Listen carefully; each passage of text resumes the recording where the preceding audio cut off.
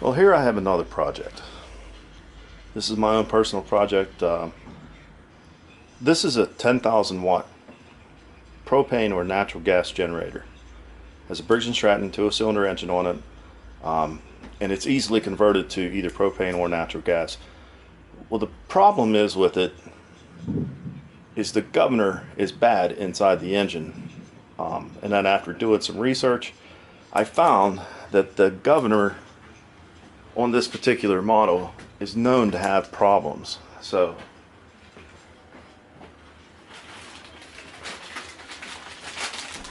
I have a new one here. Now the problem is getting everything apart and getting down to it. I put it on a, you can't really see it, I'll back you up if I don't shake too much, but I put it on a motorcycle lift just to get it up a little bit higher for me so I can get actually to it. The governor is actually over here. It's down here is the actual governor rod.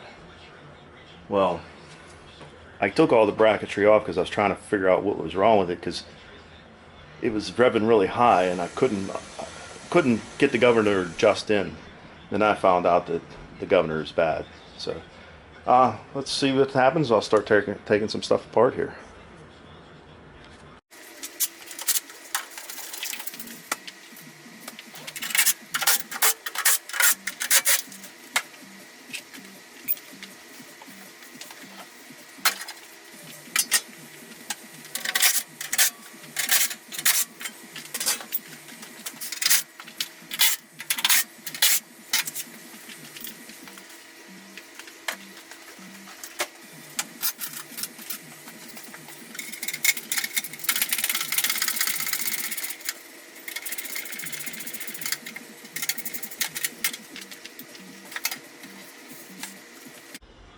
Okay, I got some more stuff taken apart.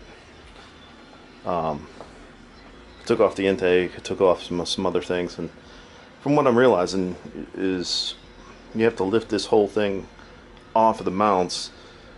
That way you can gain access to the belt that's underneath. This is belt driven, and so you can get, so there's a plastic guard that covers that. So once this is taken off or lifted off, I'll have to take the plastic guard off so I can get to the belt. Then there's a big flywheel down there on the bottom of the engine. I'm assuming that has to come off before I can even move the engine off. So that's what the next plan is here. And this one's a new one for me. I've never messed with this style of generator. Usually they're direct drive. This is belt driven. I believe this generator is also used in like campers, RVs and stuff. I'm not sure, but anyway, I'll start lifting and I'll give you a shot of that. I just used regular lift that I had in here. I am cramped for space, so, but you can see it lifted right off, no problem. I'm actually very, very happy with that. I didn't expect it to lift off that easy. So let's get some stuff moved out of the way and let's see what we can find underneath. It's kind of hard to see, but this is the big plastic cover here that I'm talking about. All of these, looks like our 1/4 inch head bolts have to come out, and then I think it'll expose the belt. I'll bring you back. Okay, I got the cover removed. You can see that it is a belt driven system, but it looks like this pulley's got to come off. And it looks like we may have to loosen these up. I know there's a glare because of the way the light is here, but it looks like there's four bolts there, because the belt seems pretty tight already, or still. And I loosened up the tensioners up top, so these must have to be loosened up too. So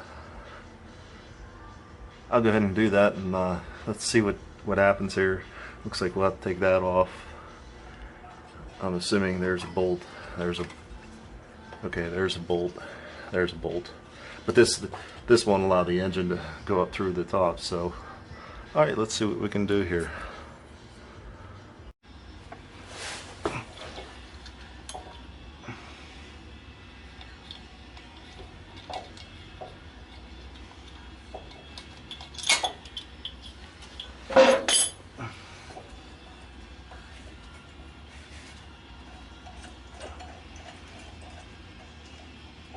I had already tightened that, and it popped really easy. I was really surprised. Alright.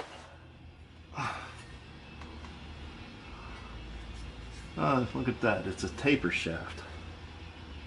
No keyway. Interesting. Alright, there's that. So now we gotta get these 4 bolts out.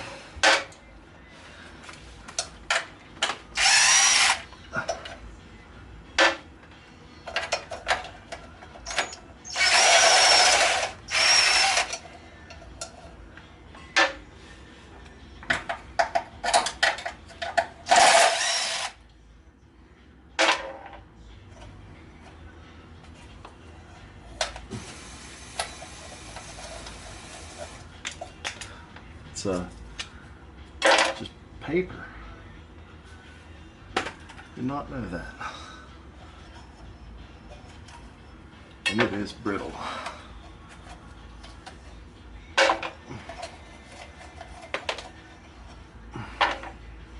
Okay, we gotta get this exhaust pipe off, and then I think we're good to go. Okay, I got the engine off. Had a little hard time. There is a bolt that I can't even show you. Was hidden down in here that was holding it on that I couldn't find, and I had to take the other cover off before I could find it. So anyway, I got it off. I'm gonna get it up on the bench here and flip it upside down, and we'll start tearing apart. Okay, I got the engine flipped over, and I happen to notice there's a little plate right here, and right here's where the governor is. So I mean, I would highly doubt it, but if I can get us into what we need, that would save us a lot of time. Otherwise, we got to take this whole bottom plate off. So let's open this up and see what we got here.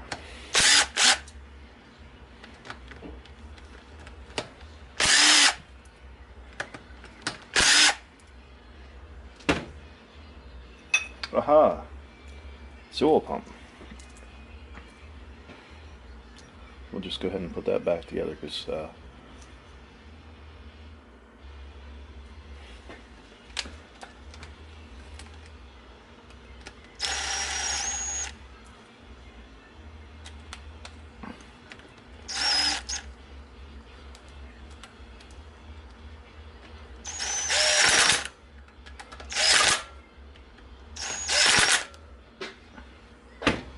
okay, so that didn't do us any good, so we gotta take the bottom cover off here. Like I said, I've never had one of these apart, so this is new to me.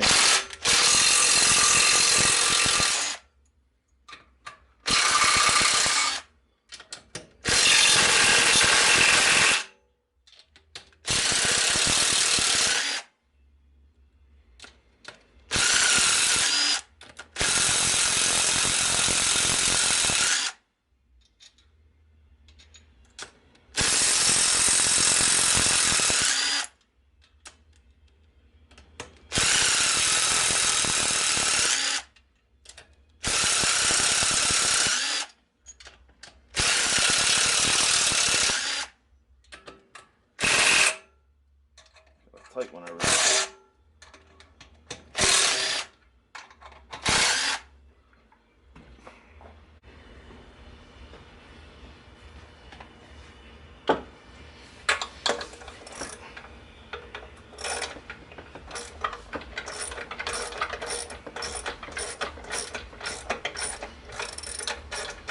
Alright, good, it came out.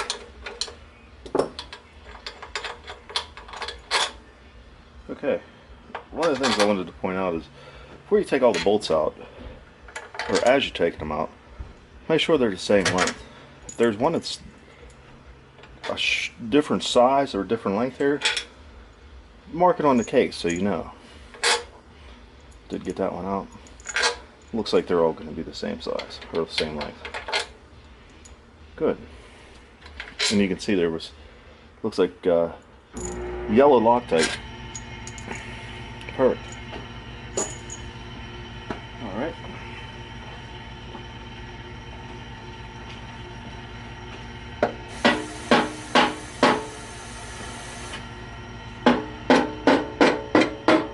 Wow, the case is going to come up real easy.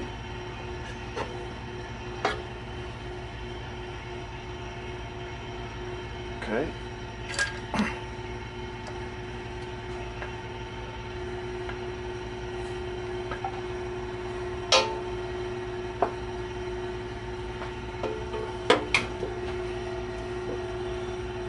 Look, it's just laying in here.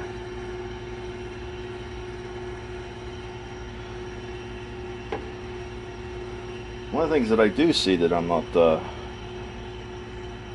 too pleasant on is there's water in here.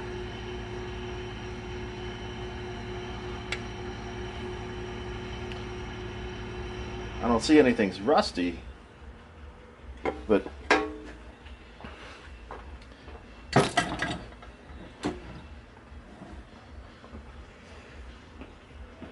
I'll try to zoom in.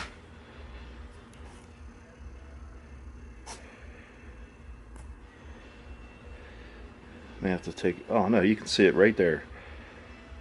Right there, that's a water droplet. There's a couple over here.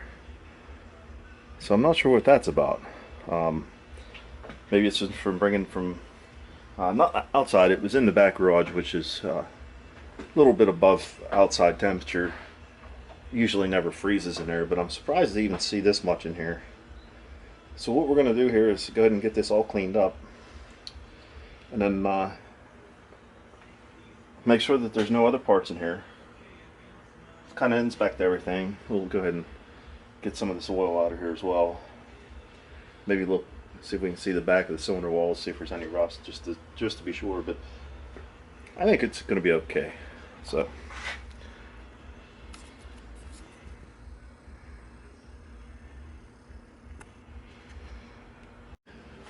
Well, I seem to have found the real problem here.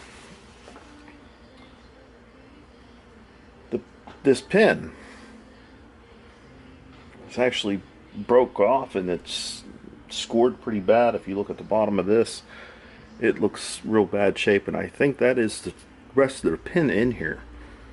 So obviously there were some lubrication issues, or maybe it was over revved at one time whenever this had broke and didn't catch it. I never ran it very long because it always revved too high, so I just started up and turned it off and tried to adjust it, but never could get it adjusted, so I never ran it that long. So something tells me that previous owner, I'm going to look at the bearings real quick just to see, although there's no scoring on the crankshaft at all, so it makes it hard to believe that it's lubrication. So I'm not sure exactly what happened here, but I need to investigate some more and then see if I can get that pin. Okay, I did some researching on the internet here and found that this is a common problem for these engines. This is basically the same thing as the Intech engine or Intech engine. So the problem I have now is getting this pin out, and I will say one of the good things is I did tap on this and it did move, so that's a good sign. So I need to find a way to either grip a hold of this and, you know, put a slide hammer on it. I've tried putting vice grips on it to see if it'll spin. It won't spin. So I'm not sure exactly what my next plan is. I thought about drilling and then tapping like a 6 or 832 into it. I thought about heating it, see if I can get it to pop up. There's a little bit of a groove here. I thought about seeing if I can get like a crow foot in there with a slide hammer. So I'm not sure how I'm going to get this pin out yet, but that's the dilemma, and it doesn't matter anyway. In a way, I mean, it matters. I have to order the pin anyway. I don't have that here, so I have some time to think about it. Maybe do some searching on the internet and see if someone else has an easier way to get this pin out. So it makes me wonder, you know, if this is a common problem, what is the problem here? Is it lubrication? That's obviously what it looks like to me. But then why just replacing it with a new pin? What's stopping it from happening again, I guess, is where I'm at. I don't understand.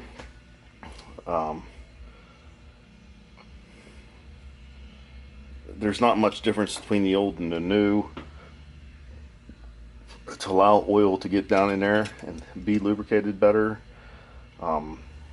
So I'm not sure. But anyway, whenever we get this pin out or come up with an idea, I'll show you how I do it. If I have to drill it and tap it, or I even thought about welding a nut on it, then using a slide hammer. There's a lot of options here. I'm just not sure which one I want to do to make it easier for me. So when I get there, I'll bring you back. Okay, I got an idea here. So I was looking through the slide hammer stuff that I had, and I have this adapter that fits on the slide hammer on this side, and this is a 5/16 24 thread. There's just enough room, I believe, to get a die down through there. So I'm thinking, why don't we try it? What do we got to lose? So unfortunately, we cannot have enough room for the handle, so we'll just, all I'm doing is holding it down.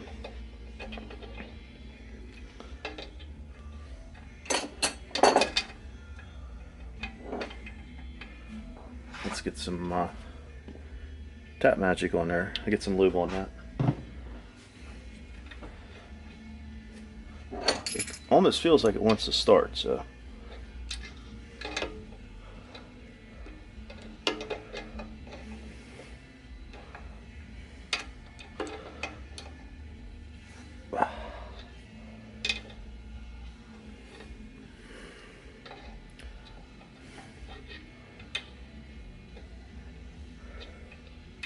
feels good.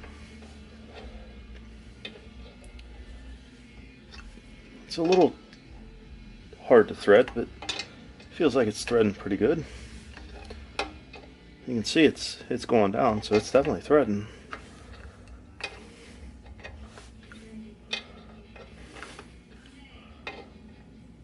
It's actually going a little easier than I thought. How far we're down already? Let's see if that's enough.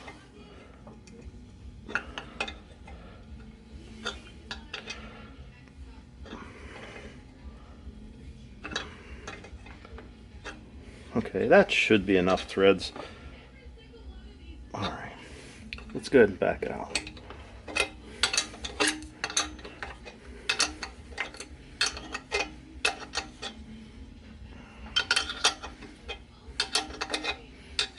Like I said, this isn't ideal, but it feels like it threaded pretty decent.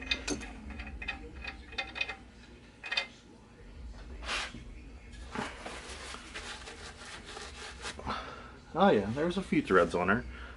Let's see what happens here. Let's thread this guy on. I'll just go finger tight. Let's go ahead and put the slide hammer on.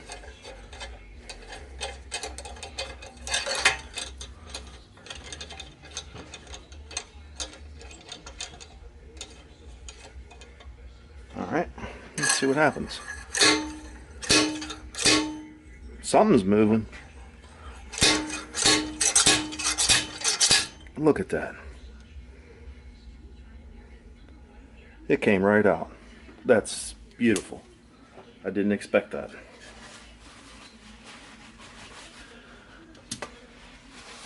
Makes me wonder, what's this hole look like then? Because everyone that I read on the internet reported that it spins in here and it ends up ruining this or oversizing it so your new pin doesn't fit properly. So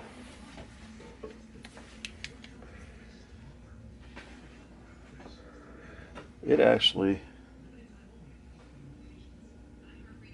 doesn't look like it's spun.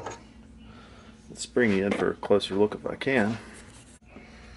Okay.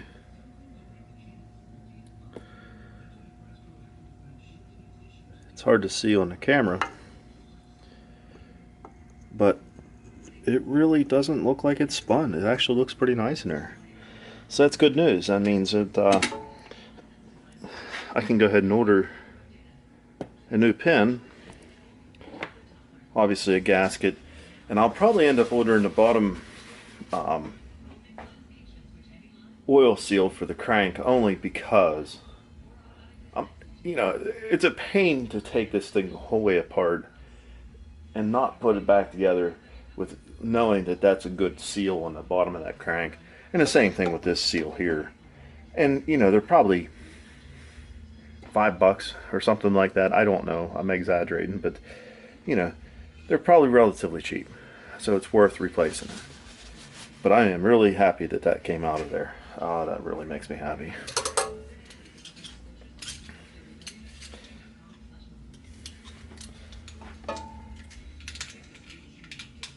I'm going to pull this pin out of here to give you a closer view. Here's what we did, and you can look on the bottom of the pin. There's no scoring on this bottom of this pin like it's spun in there, so that's a very good sign. So I think if we get a new pin, put this back together, and I'm going to do some reading on some forums anyway. I want to know why this happens. Is it just known? I know it's just known for these engines, but just replacing this doesn't seem like it would fix it to me. So, but anyway, once I get the parts, I'll bring it back and we'll put everything back together and see if she fires up. Okay, we're back. I went ahead and cleaned this up a little bit here just to make sure it wasn't damaged anymore. And I showed you yesterday that it's in pretty good shape. I got the top part of the pin out of the governor. Did a lot of researching today. I cannot find this pin anywhere. It's not in any of the manuals. It's not in anything that I found. A couple guys that I found online on forums said that the one guy said he made his own. So I think that's what I'm going to do. I'll just go ahead and make a new pin. So the two of them together, I measured overall, it come out to like 2.24. The one guy on the internet, he said he measured, or his spec was 2.2, so 40 thousandths difference between either one is not going to be any major difference. He also said it was 300 thousandths in diameter. I measured 0.3034 on one end, and then it was 3.033 on the other end. So he was really close. So also I looked online to see what these pins are usually made of. Usually they're 4140 or 41 series steel, which is a harder steel. It's a lot of times used for axles and stuff on vehicles and other things.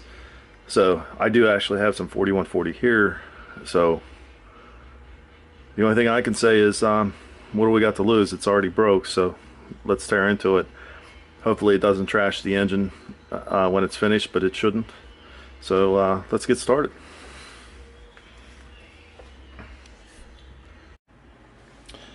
Okay, I have everything set up here in the lathe. Already made it pass. This was actually a larger material, but it was already turned down to, I think it was a 1/2 inch, so I got it down a little bit more than that. But so we can take a measurement here, and we're at, looks like 351. So we have about 40 some thousandths to go. I'm trying to keep an eye on the temperature of it too, because I don't want to get too hot, because it'll throw off your measurements, especially when you're getting into a press fit pin. But it's cool to the touch. It's not crazy cool, but it's cool to the touch. So we'll take off 20 thousandths.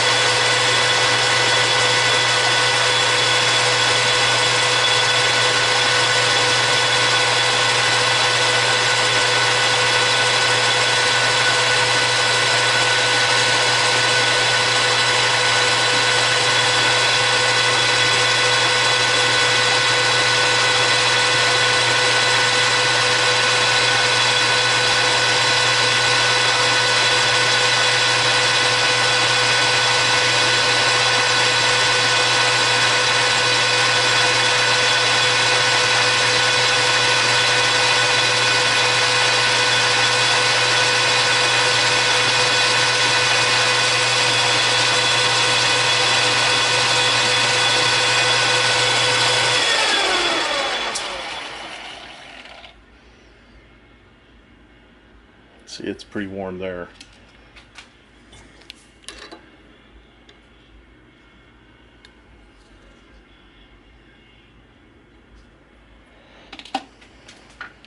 So I'm gonna let it cool down, and then we can get our finished cuts in here. Well, I got ahead of myself and forgot to film. So, but anyway, if you measure this, we are right there. So this is good. I polished up already. It looks pretty good. If you look at this pin here, I tried to mimic that the best I could. And a lot of this is not critical on that end. The diameter is more the critical part. I keep looking at this pin and wondering if there was something here or not, but I can't quite tell. I don't see it really being an issue if it isn't there. So I'm going to probably go ahead and leave it out. So the only thing it really needs left here is just to cut this guy off, and then I'll clean it up, and then we can install.